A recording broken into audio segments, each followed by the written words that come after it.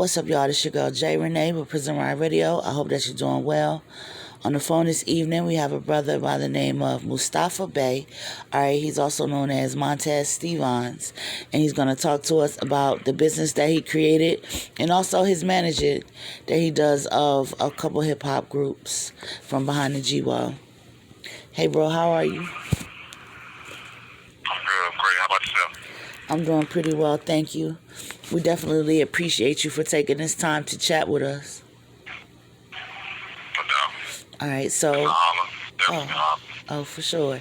So give the people a brief introduction of who you are and where you from. I am Mustafa Bey, formerly known as Montez Stevens. I'm from Durham, North Carolina. Okay. So let's jump right into it. I know that you were telling me that, you were incarcerated for a period of time and you ended up getting out and going back in. So first, let me ask you, how long were you incarcerated before you ended up going back? All right. Initially I was incarcerated in 2007. Been 14 years. I got out June last year.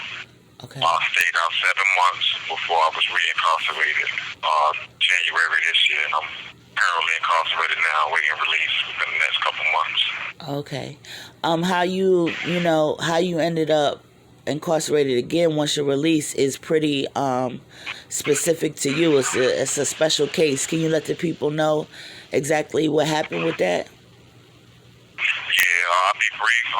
So I got out June 1st, 2021, and first day out, they told me that, when I say they, I mean the parole personnel, parole officer, and their supervisors told me that there were no available programs for newly released convicts getting out into the community after serving so much time because of the COVID-19 thing. That meant like no reentry programs, no substance abuse programs were available to me, no mental health programs, no vocational rehabilitation programs. All of that stuff was allegedly suspended, which meant that I pretty much had to, get a high live, got out and started my own business, make my own way, etc.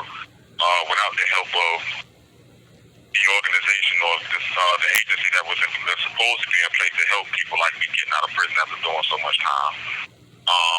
Fast forward, none of the stipulations in the contract, the post-release supervision contract, were met by them. Named like the ankle monitor issue. I was only supposed to be on it 60 days. I ended up on it 5.5 months, 6 months before I cut it off. Of course, like I said, there was a breach of contract on there, and I didn't feel like I had to perform anymore. So I cut the band off and ended up coming back to prison for absconding. So I'll be here for the next couple months or so. Right. Did they ever? I'm incarcerated now on this January. Okay. Did they ever give you any reason why they didn't remove it in the amount of time that they were supposed to? What was that about? Yeah, they were saying that the technician at the time who was supposed to be charged with the duty of taking it off and putting it on and taking it off was out for COVID. And I kept getting to run around over and over and over and over and over and over and over. I gave them time to get their stuff together, and they did. So I took matters into my own hands, and I did what I was supposed to do. I felt like anyway. Right. I definitely can understand that, and I think so can most of our listeners for sure. I hate to hear that. You know what I mean? It's every time we turn around, the system is doing the wrong thing. But that's exactly right. Yeah, 100%. But I will say that in despite of all of that, you definitely still have been doing your thing. I know that you have an LLC. It's called Gold Technologies. Can you tell the people a little bit more about that? Okay, so I had already made up my mind before release last year that I was going to get out and be an entrepreneur. I already had in my mind I wasn't going to come out and be expecting nobody to hire me because I had acquired the skills necessary for me to go out and be self-sufficient. And so I went home and I started Black Gold Landscaping and Lawn Care. and pretty much it's self-explanatory. Getting out, doing some lawn care work and some landscaping for people. And the other skills that I had acquired while I was incarcerated came into play with me doing odd jobs with my father, who's a master carpenter and a mason.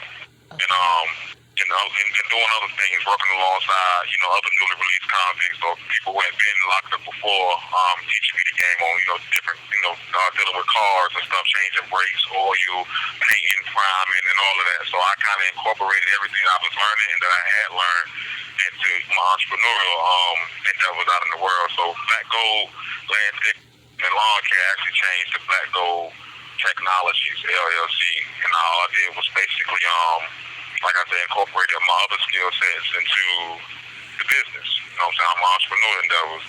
And basically it grew from there, from the landscaping and lawn care to automobile detailing to mobile detailing to carpentry work, even home security, installing ring doorbells and radio doorbells and stuff like that, cameras and stuff, building fences, that's also security, which went along with the carpentry work I was doing, managing two groups, two hip-hop groups that's out of Durham, and we all family, by the way, both groups are. You have 60 seconds remaining.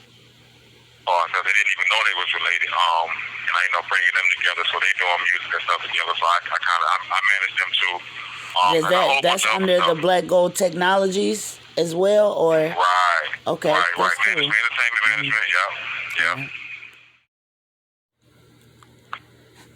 All right, bro. So your entertainment management company is under the same LLC. Right. All right. Black Gold Technologies. I'm trying to. Yeah, that's really smart. What I am doing is bringing everything up under this one umbrella. It's a multi-service provider, of course. And so everything that I'm doing, everything that I create or own and operate, I want to bring it under this Black Gold Technologies brand. Yeah, that's really, really smart. That's good marketing and good business. Definitely congratulations on, your success with that and everything. Let's talk a little bit more about the groups that you manage. So how is it managing from behind the G wall? Do you find it a little more difficult, or how's that? It's actually easier now because when I got out, I basically facilitated the meeting with them, first and foremost, my cousins, two sets of cousins. One set of cousins is we related on my father's side, and my other set of cousins we related on my mother's side. And I was like the bridge between them. And they actually lived literally right down the street from each other, didn't even know it. And so what I did was I got out and I pretty much got them together, got a call to meet in.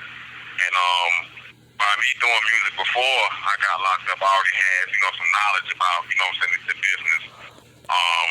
And I was doing videos and, taking trips up and down the East Coast, performing, opening up for people before I got locked up. So, and they already knew about it, but they was youngins when I left the street. So by the time I got out, they was already rapping and doing shows and everything. But they needed to, to hone their craft. And I kind of brought them together. I saw a vision for Durham as a whole, really. As far as the artists that come out of Durham, but I wanted to start at home first. I want to start my family members first and kind of learn, managing them first. And everything came together beautifully. Like I said, they was already doing videos and shows and stuff like that before I came home.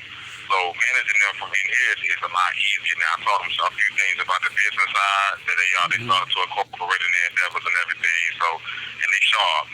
They're not no hard heads. They're not hard to work with. And everything that I've taught them and teaching them so far is paying off. So okay, it's easier now, especially when they receptive to the information and the experience I had to offer them.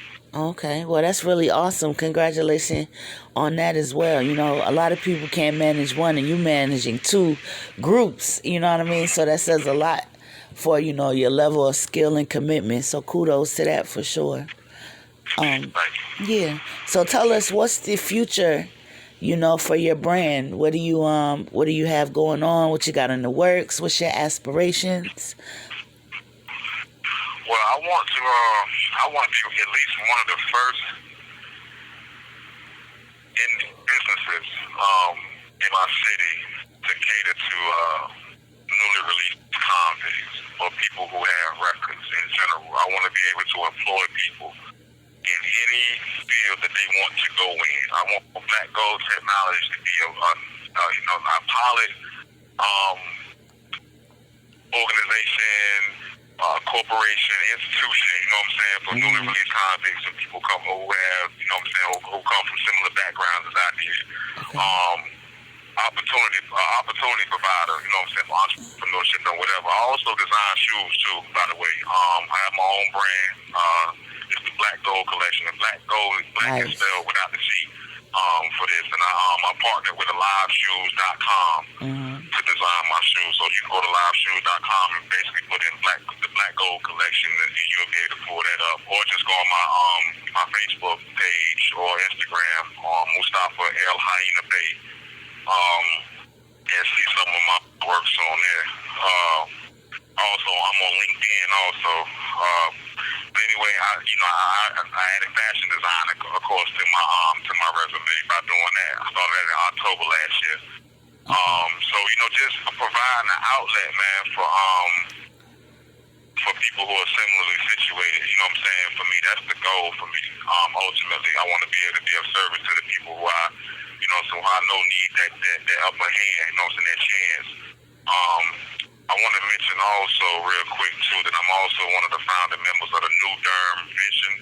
It's a new organization out of Durham. We came together to stop and help, curtail some of the gun violence that's going on in the city. Me and two other guys and a sister came together and put our heads together and actually got with the Supreme, not the Supreme Court, the Chief Judge of the district, Miss Patricia Evans, and the mayor, who was the first black female mayor of our city, Miss Elaine O'Neill, and other commissioners of the city to, give us, the opportunity to put this program together and work in our community, help change the narrative, you know what I'm saying, help change the conditions of our people. So the name of that is the New Durham Vision.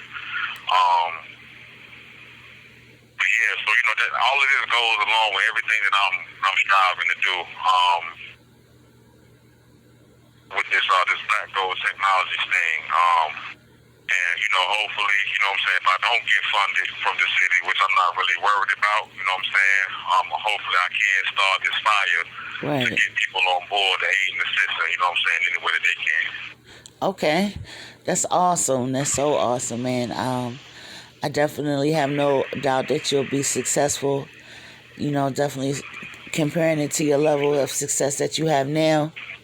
So that's what's up, bro. I think the listeners is gonna really be interested in hearing what you got going on. So how can everybody support you? How can they reach out or show you support? Well, of course, like I said, I'm incarcerated right now. But I'm on Facebook under Mustafa Hyena. I'm on LinkedIn under my government name, Montez Stevens. Shout me out. Instagram, same thing, Mustafa Hyena. Or you can write, you know what I'm saying? Of course, the address where I'm at, if you're going to write directly, Montez Stevens. As a matter of fact, I'll email you the information that you can put on your site. Because it's a lot. They done changed up a lot of stuff with this mailing process here. Oh, yeah. Same. But it's pretty